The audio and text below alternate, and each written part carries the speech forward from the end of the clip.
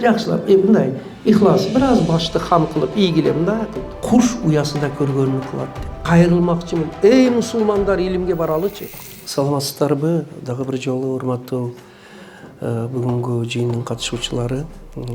Авал ушу Кудайга шүгүр, ушу бүгүнкү күндө ушу окурмен борбору Санжар, Мунарбек, уларбы улан ушу уюштуруучуларга ушу баарыбыздын башыбызды бириктирип бүгүнкү шартты түзүп ушундай отурганыбызга анан эң биринчи Кудайдан тилейк дүйнө тынч болсун, согуш болуп жаткан жерлерде тынчтык орносун, ар бир ата эненин балдары аскерге барса эсен аман алдыга келсин, сапардагыларды Кудай сактасын, ооруларга Кудай шифа берсин, адилетсиз запкы тартып жаткандарга Кудай азаттык берсин, жаштарга Кудай өмүр берсин. Ушинтип тилеп туруп баштайлы. Анан жанагы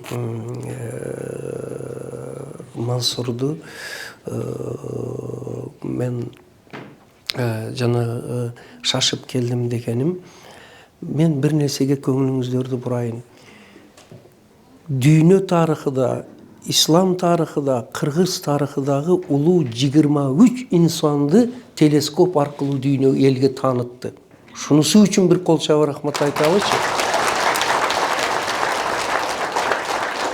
Мен таазим кылып уктум. Ал жерде ушундай бир адамдарыбызды биз атыны гана билсек, затыны билбеген адамдарды казып чыгып, архивдер менен изденип жүрүп жасап алып чыгыптыр. Ошого мен Мансурга болгон урматым дагы ашты.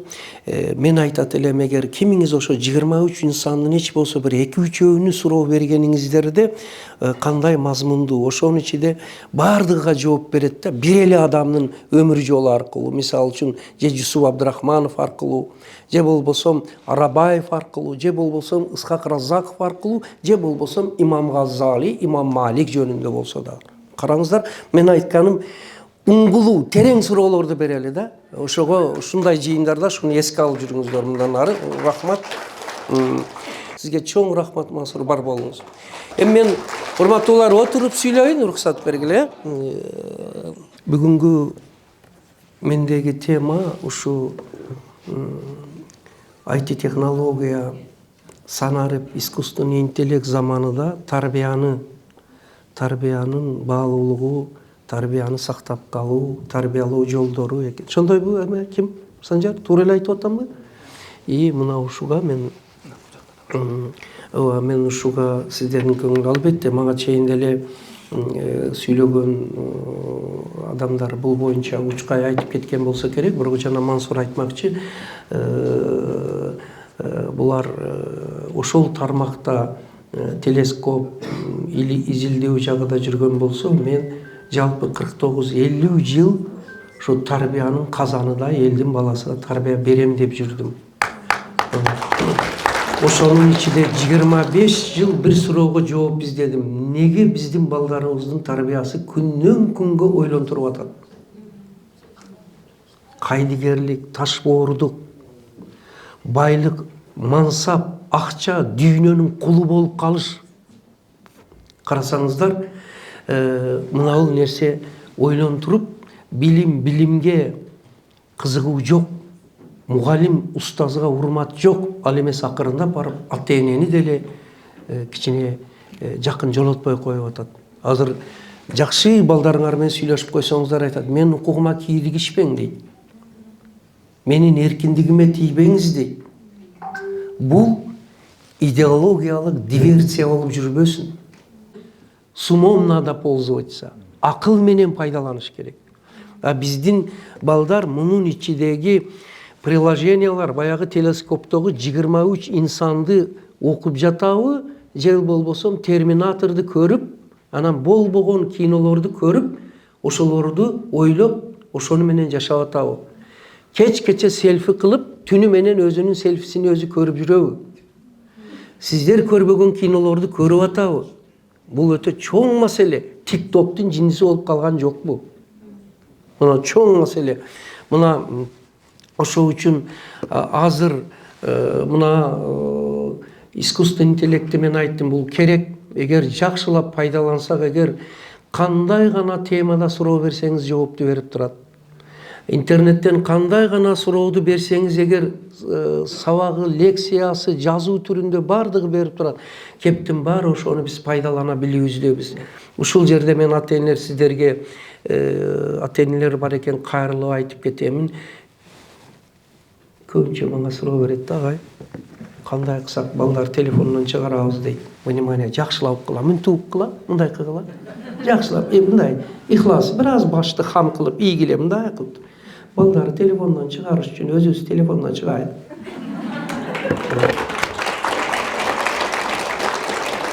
Ар бирибиздин 9-10 группабыз бар. Бул группабыздын баарында тема бир. Кече кайерде отурдуңар? Канчадан алдыңар? Кандай көйнөк кийип келиптир? Той, отуруш, жыргал, белый касса, черный касса, салон красоты. Анан балдарыбыз ошону мындай деген сөз бар экен. Куш уясыда көргөнүн кылат деп. Олар уясыда көрүп атат. Кеч келсе, атасы ояка карап телефон тиктейт. Телескопту таярлайм деп, апасы биякты карап телефон тиктейт. Тийишип атам мен тамашалап. Бала ояка бир карайт, бияка бир карайт да, акыры анан кийин кой мен дагы ишимди кылайын деп комнатага кирип алып, ол дагы тиктей берет. Сен мага тийбе, мен какой духовность, каякта рухий байлык, каякта иман, инсап. Кана үй бүлөнүн баарлашуусу, кана мейир, акыбет. Мына бул маселе. Ошол үчүн азыркы заманда өзү эзелтен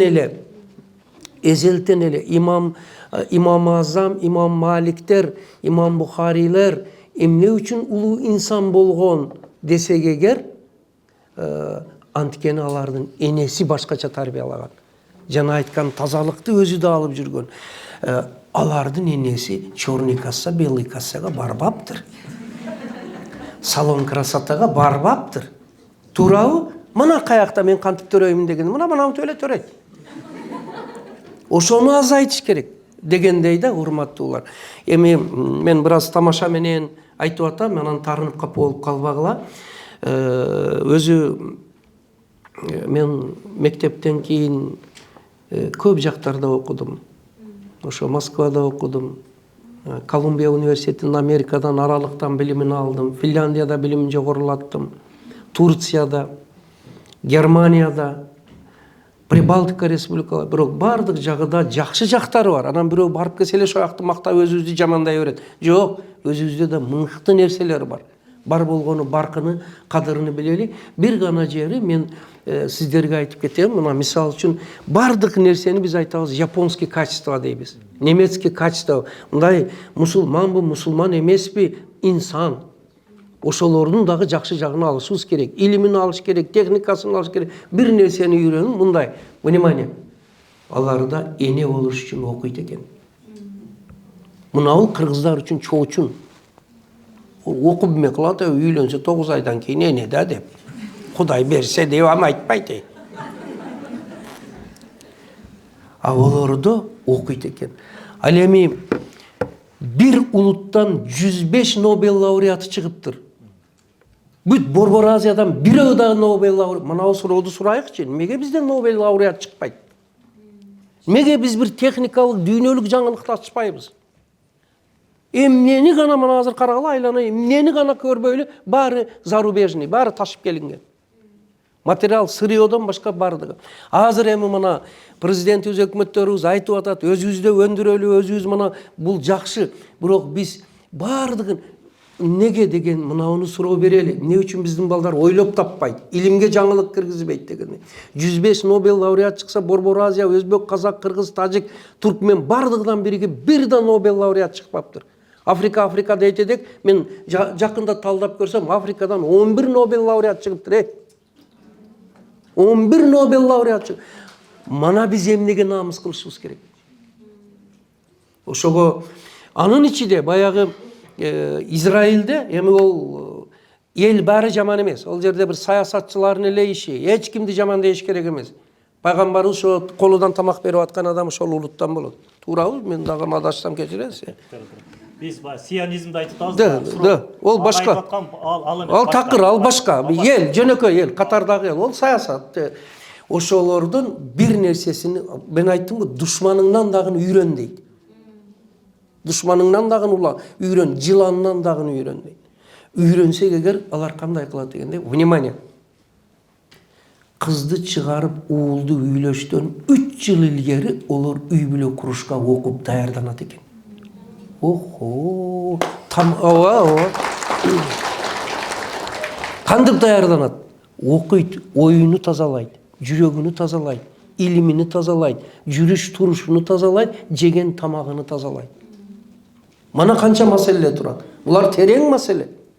Урматтуулар, 3 жыл илгери даярданат дегенде мына ушундай маселелер. Ден соолугуну, акыл эсини, илимини, интеллектини анан Кудай кааласа вундеркин балдар төрөлөт экен да. Көрдүңүздөр, канча биз маани бербей, мындай десең, кээ бир жерси, мону даярданып отурабы, үйлөп койсоң эле болду да дейт.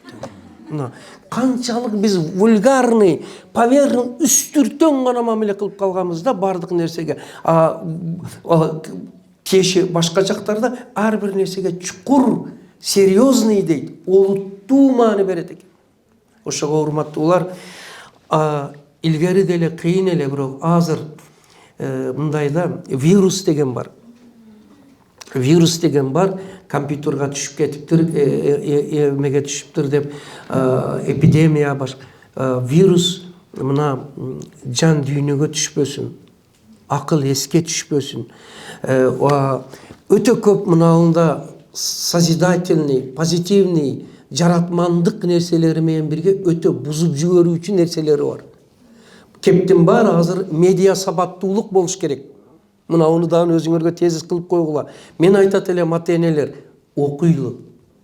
Окуйлу, өзүбүз дүйнөлүк улуу инсандарды окуйлу. Мансурдун 23 инсанын окуйлу. Имам Бухарийди кайтадан окуп чыгалы. Жөн эле оронуп алганыбыз жакшы, бирок жан дүйнөбүздү дагы байыталы да. Ол сырткы гана атрибут болуп калбасын, туруу жокпу? Экөөнү бирге алып кетели. Эгер кааласак, эгер окусак, эгер мен кимдерди окуш десеңиз, мен сиздерге айтам, Имам Газалиди окуңуз. Сахих хадистерди окуп чыксаңыздар, азыркы заманда жаңылык деп жаткан көп нерселер сонун ичинен чыгат. Ошол эле убакта Жусуп Баласагынды окуңуз. Ошол эле убакта Конфуцийди окуңуз. Ошол эле убакта Сухомлинскийди окуңуз. Ошол эле убакта Исаконович Ахунбаевдин өмүр баянын окуңуз. Ошол убакта Жусуп Абдырахмановду окуңуз. Исхак Раза, мен эки дүйнөнү бирге айтып жатамын илимин. Биз көбүнчө хата кылабыз. Же совсем светский болуп алып, мини юбка кийип алабыз. Же такыр эле караңгы дүйнө жок. Пайгамбарыбыз да айтып кеткен, эки дүйнө ишини бирге кыл деген. Мына балдарыбызды биз илим билимге, мен айтам, кайрылмакчымын. Эй мусулмандар, илимге баралычы. Каяктыкта мына медицинаны айтып жүрөбүз. Ол шо мусулмандын атыдан, медицина, авицина. Көрүп атасыңарбы?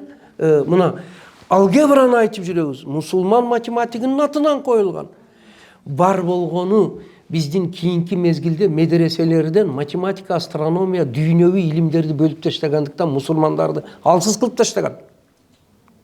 Азыр деле болсо биз балдарыбызды бир жагы ибадат кылып, иманга берсек, бир жагы илим техниканы күчөйтүрөлү балдарыбыз. Бул жагыдан күчтүү болсо, күчтүү мусулмандык Кудай сүйөт.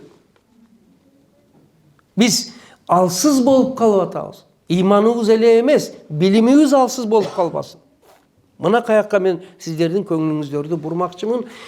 Азыркы заманда бул архиважный, өтө актуальный болгону адаштыруучу азгырыктар өтө көбөйүп кетти.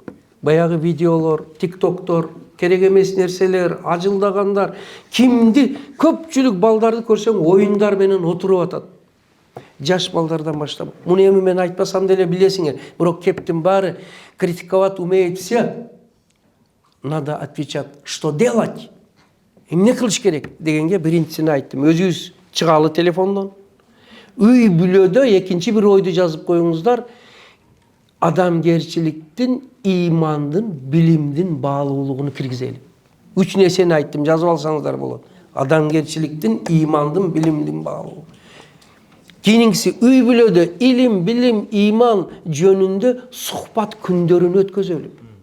Шуга арнап мен атайын китебимди жаздым. Бул китебимдин аты Дастархон четиндеги университет. Дастархонун четиде жеп койду, ичип койду, жүрүп койду. Коррупция андай мындайды сүйлөп отурбастан алар менен иштей турган адамдар бар, өзү органдар бар. Биз Дастархон четини университетке айлантыралы. Эмне жөнүндө? Илим, билим, иман, инсап, адамгерчилик, тарых, жети ата, адам болуу, ак эмгек менен дүйнө табуу, берешендик, колу ачыктык, марттык жана башка жөнүндө мынау бар биринин темасын мынау жерге кыскача жазып койгом. Мынандай бир болсо, менимче өтө жакшы болот. Анткени азыркы илим техника заманында менин темам ошол экен. Аны жамандаш керек эмес. IT да жакшы, искусственный интеллект дагы жакшы, бирок аны мен айттым, акыл менен пайдаланалы дагы ага эми колдолобуз баарыбыз. Мүмкүнбү? Караңыз. Өзүнүн көптөгөн плюс, минус жактары менен азыркы заман технологиясы өсүп атат, көтөргүлө. Өсүп жатат. IT бар, искусственный интеллект бар, башка интернет ресурстар бар, бардыгы бар, өсүп жатат, өсүп көтөргүлө, колуңар жеткенче. Махабаттай көтөргүлө. Мына. Көтөрүңөрбү? Эми караңыздар. Бирок ошо менен параллель биз дагы адамгерчилигибиз, иманыбыз, билимибиз, парасатыбызды, инсандыгыбызды эгер өстүрсөк, биз барып муну бирге алып кетип башкарабыз. Токто, түшүрбөй тур. Мен о Мансурдай добрый эмесмин. Катты айтам. Таң калдым Мансурга. Азыр күлөп жооп берип. Не надо, Тамаша. Сонун. Эми биз ошондо урматтуулар, бирок караңыз, эгер биз илим, билим, адамгерчилик, иман, инсабыбызды күчөйтүрбөсөк, анда караңыз, биз баягы өсүп келаткан жаңы технологиянын көз каранды кулу болуп калабыз. Бул опасность. Азыр уже мынауга кирип кеткенибиз это начало. Бул уже башталышы. Санжарканы, мына бүгүн жаңылык эме менен келдим, даярына. Илгери бар беле бул махабат? Жок эле да, мына махабат мен бар лекцияларыма Айгүл булар катышып. Мынау эгерде биз караңыз, ушундай караң, илим, техника өнүккөн сайын ичи адамгерчиликти өстүрөйүн, иманды өстүрөйүн, мен да билимди алайын, балдарым да техниканы алсын, таки мынауларга жеңилип калбасын. Ошол үчүн мен бир сөздү жыйынтыктап айттым эле. Ааламдашууга, IT технологияга адамдашуу менен жооп берели. Бул сөз өтө кымбат сөз. Адамдашуу менен жооп берели дегенин кашааны тамырдан чыгарсак эгер, расшифровка дейт орусча, чечмелесек эгер, эми мынал жерин жазып алалы. Адамдашуу менен жооп берели деген эме деген? Адамдын сезимин өстүрүш, кабылдоосун өстүрүш, ойлоосун өстүрүш, соображение, ой жүгүртүүсүн өстүрүш, жаратмандык, табармандыгыны, этикадыны, fikir жүргүзүшүнү, ой жүгүртүүсүнү өстүрүш. Ошондой кылбасак эгер, биз баягы аламдашуунун дөңгөлөгүнүн астына калып кетишибиз мүмкүн. Болбойт, андай мындай менен болгондо дагы чыныгы, настоящий билим болуш керек. Этикат болуш керек. Этикат деген ишеним болуш керек. Убеждение дейт. Ой жүгүртүү болуш керек. Слепое вера эмес. Кудай деп туруп, ой жүгүртүп. Кур'аны Каримди окуп чыксаңыздар, көп ойлобойсуңарбы? Пикир жүргүзбөйсүң? Ушинтип айтса, ойлонбойт. Анан таз эле баары таксыр болуп, ойлон. Оку ойлон, жаша ойлон. Ойлонуш үчүн бир кол чаап коелучу. Тарбиянын эң жакшысы балдарды жакшы ойлонууга үйрөтүш. Анализ, синтезге, кортунду чыгарышка үйрөтүш, таткыйкатка, тафаккур дейт. Пикир жүргүзүшкө мына бул бизде жетишпейт, урматтуулар.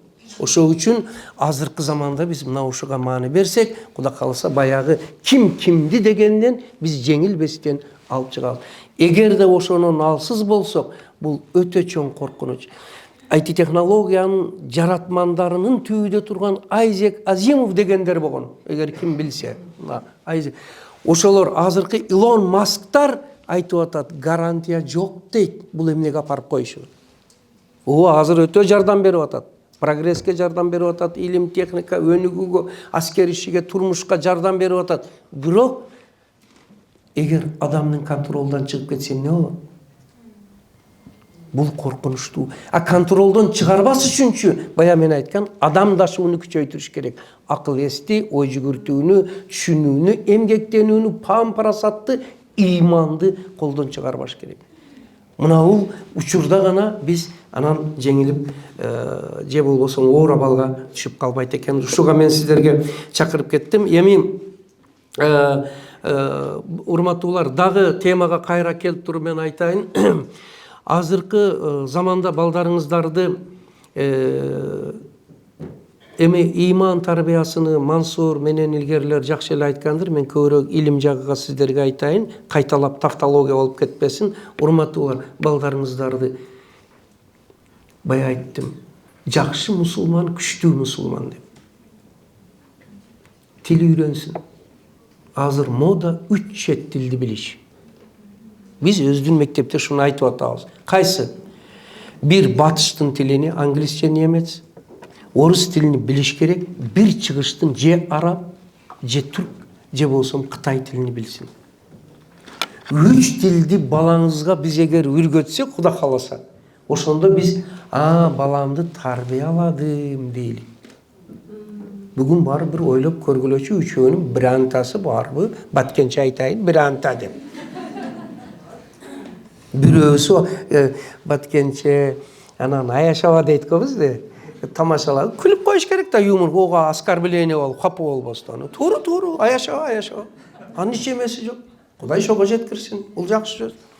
Диалектизм бул тилдин байлыгы. Урматтуулар, мына барып туруп көрсөңүздөр, 3 тилди үйрөнүп атабы, жок болсо ошого хавас. Кызыгуу ойготолу. Бала, мен шундай балдар. Мына мен силерге бир мисалды айтайын. Германияда Гамбургтагы конференцияга катыштык. Ошол жерде нарындан бирөө бар, кол көтөрсүнчү, нарындан кимдер бар? Түзүгөлө бар экенсиңер. Нарындын ат башысыдан Айзада Акбашева деген кызыңыздар бар экен. Баарыбыздын кызыбыз. Мен таң калдым. Силиконовая долина, IT технология городогу бар экен неместерин. Ошол жерде нарындык кыз инженер, менеджер болуп иштейт экен. Ананы караң, немисче сүйлөп атат. IT технологиядан неместер мени үйрөтүп жүрөт, айлыгы ям зор. Кыргызга айлыкты айтсаң, анан кызыгат. Каланың бир кол чалып койгула. Мына кайгыла. Айтайынбы, кызыгып калдыңарбы? Вот айт деп атат мына ал эже. Айтыңчы деп мына ортодо отурган эже. Сонун угуп атасыз, жакшы. Мен ыхлас менен угуп, анан ат души күлгөндөрү жакшы көрөм, ошолорго приз беремин. Китебимден беремин. Внимание. Bir aylık айлыгы 30.000 euro экен. Вау.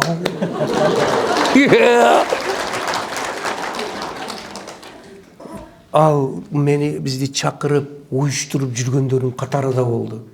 Өмүрбек Текебаевтар сыйлап мамиле кылып атат. Билесиңер ошондой адамды? Баары билет аны. Мыкты, баары бир чыгаан инсандарыбыздын бири. Ошол жерде Германияда посол экен. Сыйлап, баягы 30.000 еврону алып туруп, анан башкаруу иштерди жүрөт. Мен айттым, Айзада, сен бул даражага кантип жеттиң десем. Агай, мен атам менен апама разымын дейт. Жесе жеди, жебесе жок. Жүрсө жүрдү, жүрбөсө жок, бизди окутту дейт. Үйүбүздү китепке толтурду дейт. Дилибизди ыйманга, билимге толтурду. Шундай разы болдум, шондой кыздарыбыздын барлыгы. Эми капыргай, кыз деле айтат экен деп эле, мындай эркекти да айтайын. Туурабы? Чоң келин. Кара.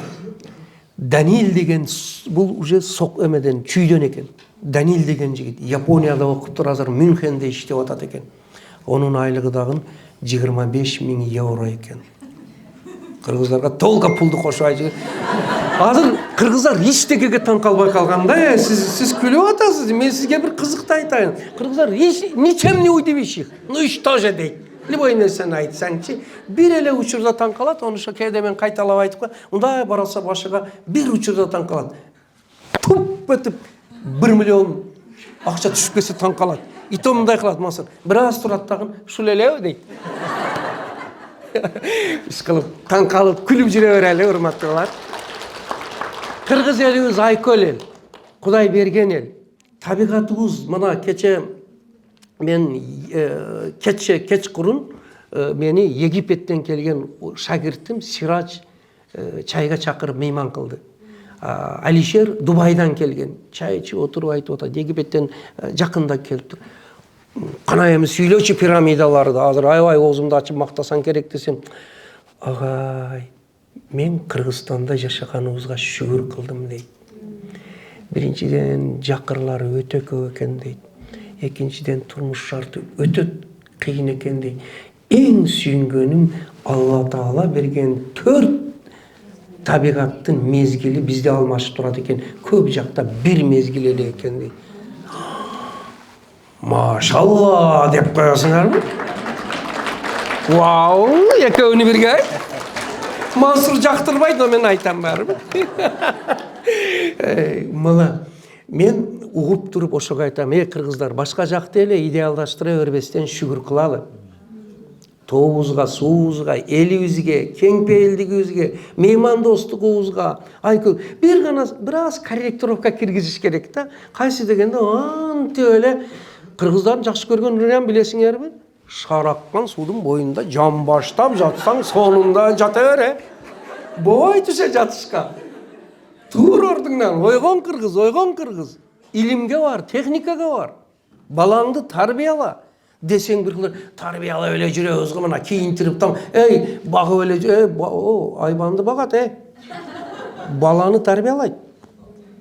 Илим бер, тарбия бер, билим бер, иман бер, инсап бер, дүйнөнү тааныт, тилди тааныт, адамды тааныт, инсанды тааныт. Мына канча иш. Мындай алып караганда биз тарбиянын тыысыны дагы толук бүтүр элек экендигибизге түшүндүкпү? Анда бир колду алалы. Токто.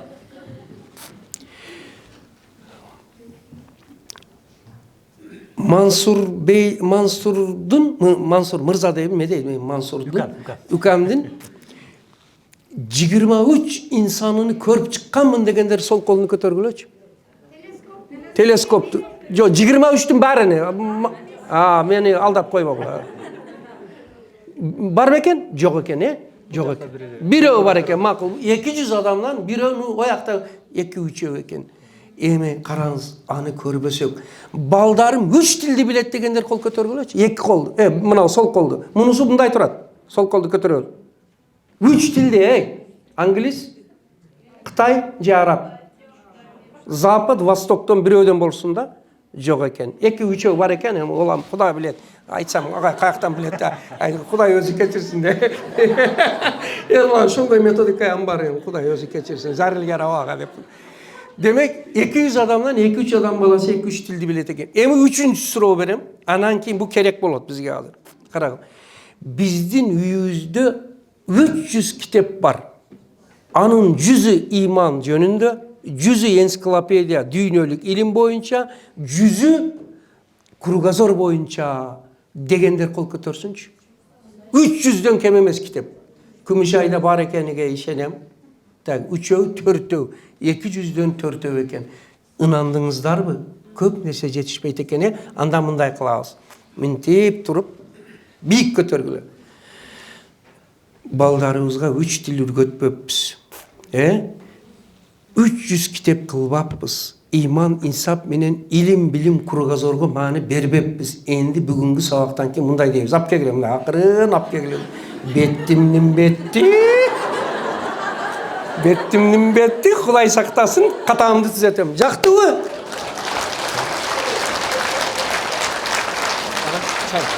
Ошо урматтуулар, сиздер мени туура түшүнүңүздөр. Мен Колумбийский университетте окуганда бизде университет сабак болсо серьезный болуп лекция окуйт го, көз айнекти алып коюп, шундай маанилүү болупчу.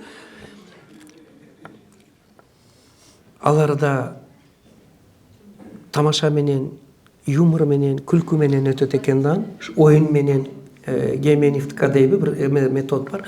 Ошо кайта ошо жакшы эсте калат экен. Силерде эми баары башкасын унутса мына эстен чыкпайт да. Туурабы жокпу?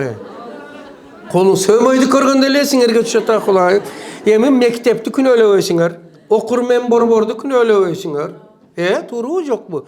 Балдарга ихлас, билим баалуулугу жөнүндө почти что айтпайт экенбиз. Дастархон четинде университет кылбайт экенбиз. Демек мына ушул. Ошого эми муну маани берели, урматтуулар, андай кылбаса эгер мындай болуп калат. Акыркы убакытта дагы бир сөз бар, муну да эстеп калгыла. Шуну менен бул сөзүмдү токтотом. Идет парень молодой, компьютерной головой, каменной душой деген сөз чыгып кетти. Сөзгө маани бергиле. Идет парень молодой, компьютерный аш головой, но каменной душой. Жан дүйнө жок ишнерсе. Кудай сактасын, бар болсун. Мындай көзүндү көрсөңүз супсак. Өзүбүзгө окшоп 23 инсанды көргөн эмес. Жусуп Баласагынды тааныбайт. Имам Газалийди билбейт. Исо Акынбаевди билбейт. Разаковдун ким десең акын болсо керек дейт. Түшүнүп атасыңарбы? Бул современный маңкурт эмес го, ошого жакын урматтуулар. Ага о балдар күнөөлүү эмес. Кафе ресторанда жүргөн, белый касса, черный кассада жүргөн апа ата күнөөлүү. Ошол үчүн бүгүнгү санжарга ыраазы болушубуз керек. Дагы бүгүндөн баштап кескин алмаштырыш керек мына маселени. Урматтуулар, мен сиздерге ушул учурдан пайдаланып, окурмен окуу борбору мен анча-мынча барып жүрөм, мен ал жерде иштебейм. Мыкты лекторларды чакырып, силердин балдарыңыздарга эң сонун билимдерди, көндүмдөрдү берип жүрөт. Ошол үчүн аны баалап, балдарга сыйлап, ихласын ашыргыла. Ихлас кызыгуусун ашырып берсеңер, калган ишти булар жашайт. Мен көрөмүн, Америкада иштеп келген адамды чакырып атат. Мен көрөмүн, дагы бир күчтүү англис тилчи Кумар дегени аноону чакырып атат, Америкада окуп келген. Дагы шундай эң күчтүү, давай келиңиздер, мындай окурмен борборудай борборлорубузду дагы баалап, анан кийин керек болсо өзүбүз да барып туралы, ошондо жакшы болот. Ушул жерде эми мен сөзүмдү токтотоюн. Убакыт эле болуп калды окшойт. Суроо жооп менен саламатсыздарбы? Агай, сиз жаңы көндүм чыгарыпсыз. Ага таң калдым. Мен биринчи жолу көрдүм. Сабактарын калтырбайм, мен устазым болуп. Менин сунушум, сиз китептериңиз боюнча деңизден тамчы сыяктуу деп айткан жоксуз. Өзүңүздүн китептериңиз боюнча Долиграмдагы маалымат берген жоксуз. Макул. Май, айтайын.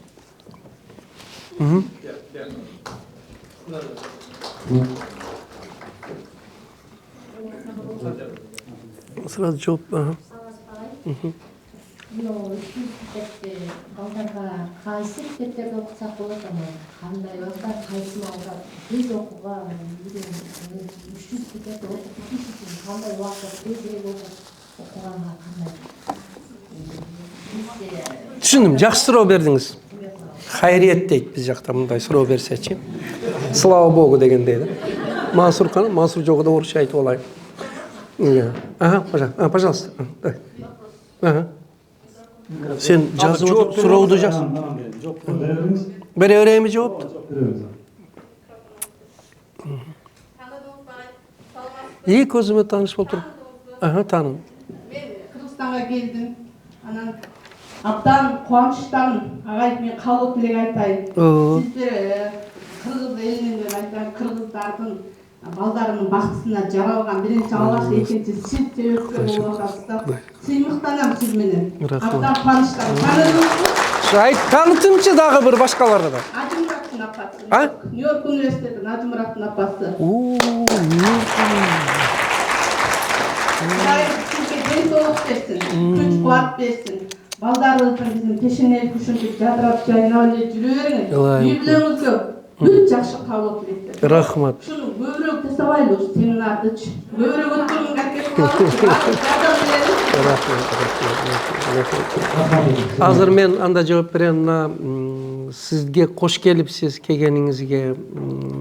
Сиз ошондой алыстарда жүрүп, ошондой балдарды тарбиялап, дагы кичпейилдик менен караң, баласы Нью-Йоркто иштеп жүрсө дагы келип окуп атат. Бирөөлөрдүкү Бишкектен чыкпаса деле өзүнү важный сезе берет го.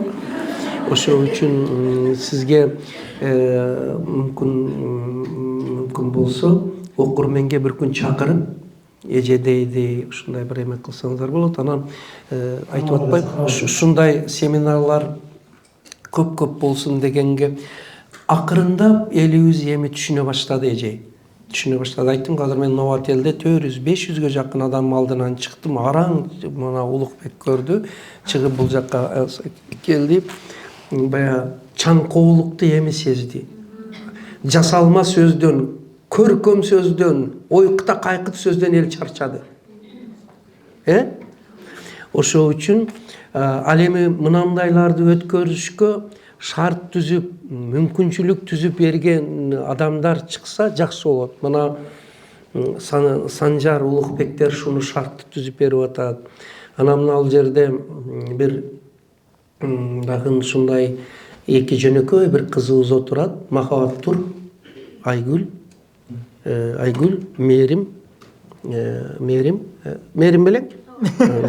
Мээрим, Эрлан, туруп коюңуз, Эрлан мырза. Анан Абдулазиз. Мен отура берейин. Мына ушулар моралдык жактан дагы, ал эми Айгүл, Махабаттар материалдык жактан дагы агай, ушундай лекцияларыңызды өтүп туруң, китептериңизди чыгарып туруң. Мына биз колдоп турабыз деп туруп, каражатты, акчаны дагы, моралдык дагы колдоп турган ушу 4-5 инсаныбызга бир кол чаап коелу. Рахмат силерге. Кудай берсин бардыгыла. Анткени бизде бир аз жарым илим, билим, тажрыйба болгону менен дайым эле каражат жок, өткөзүшкө мүмкүнчүлүгүбүз болбой калат. Анан Күмүшай кызымды айтпай калыптын, сен капа болуп калба дагы, ноокаттан келген. Анан кийин эң чоң эмгекти ушу кызда жасап жүрөт. Бир туруп кой, сага да кол чаап коелу макулдара. Бир туруп. Азамат. Менби, Мансурбу, Мунарбекпи, башка бирөө жана Мунардагы жаңгылардын катарында бар. Ушундай иштерди уюштурганда мындай деген бар экен да өзү. Мына мен Колумбийский университетте Жорж Соростун колдоосу менен окудум. Ол адамдын бир күндүк пайдасы $2 миллион экен, бир күндүгү. Мана буларды бай десе жарашат да. Туурабы? Ана ошолор анан кийин дүйнөдө илим, билимге салымын кошот экен. Бизде мана мен башка жакта эле айтпайын, Аскар Салимбеков дегендер бар. Ысык көлдө Исакунов деген бар. Исакунов дегендер бар. Ошолор деле анан кийин Жакшылык Матанов дегендер бар. Гапыргай, мына биз мына илим, билимиңиздин жайылышыга сизге өзүбүздүн каражаттан эме кыла алып барып келиң. Уюштуруп берели деп шолор дагы неме кылып. Шу нерсеге да биз кыргыздар тапкан акчабызга чоң той кылып алып, улакты өткөзүп, 9 машин коюп, бул деле жакшы, бул этно белгибиз, бирок эми аз-маз илим билимибизди, ушундай бир илим каражатыбызды, илим билимдин, иман, маданияттын жайылышыга меценаттык кылсак жакшы болот. Мен өзүмдө айтканым жокмун. Кандай сонун билимдин, илимдин инсандары бар.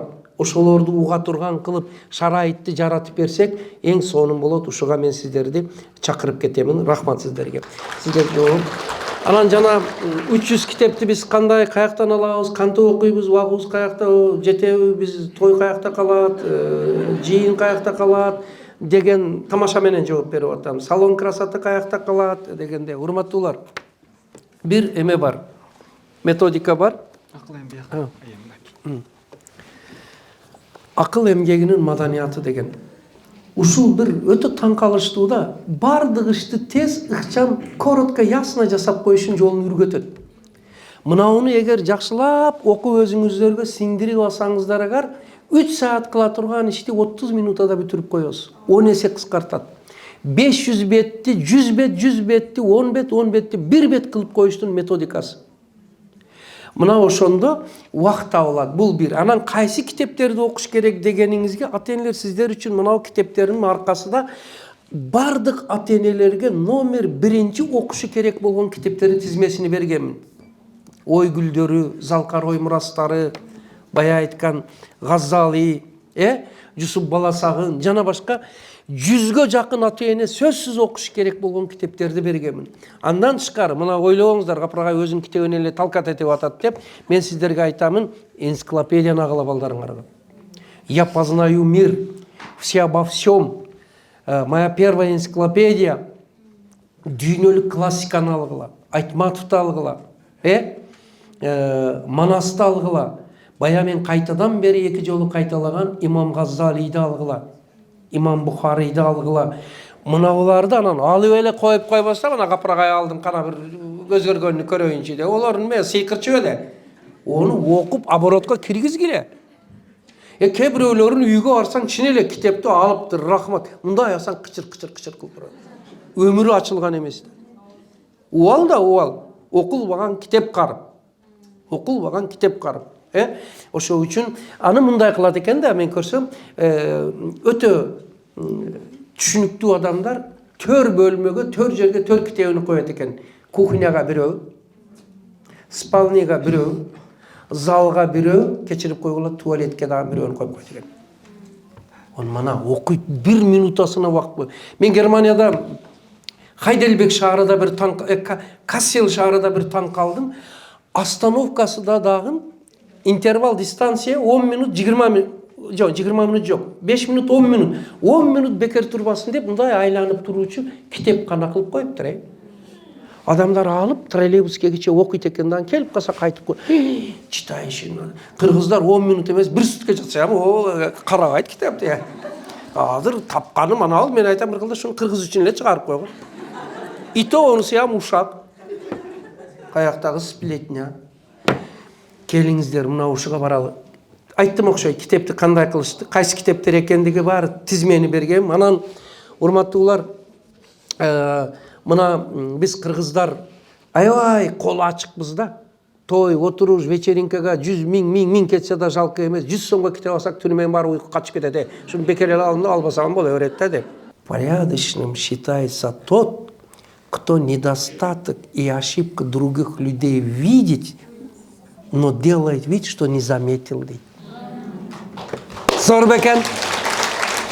Биз болсо көбүнчө мында, көйнөгү жыртылып калыптыр. Ичип кой, жүрүп кой, мына бирөөдүн катасыны гана издеп, андай эмес. Ал айтып атат, видеть, увидел, заметил, но делает вид, что он не заметил. Кандай улуулук. Кегиле мына бул сапаттарга эгер тарбияласак, бизде эң жакшы балдар Кудай кааласа өсүп чыгат. Давай. Агай, сизге рахмат. Биринчиден агайдан баштайлы. Агайга рахмат. Себеби илим, билим бул мамлекетти өнүктүрө турган бир жол. Бул илим менен, билим менен, тарбия менен гана болот.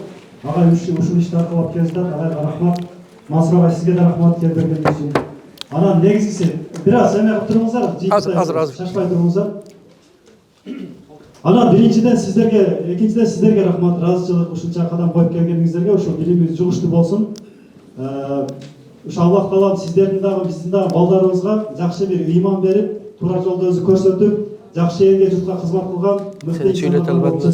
Анан ушул жерде уюштурган Мунарбек бул жактын КИЦтин директору. Атай сени эл таанысың. Бул жакта жардам берген кыздар бар. Камерага каттаткандар бар, эсенелер бар. Бул уюштуруу иши дагы чоң бир эме да, негизи жоопкерчилик. Ушуну уюштуруп бергениңиздер үчүн сиздерге да рахмат, ыраазычылык.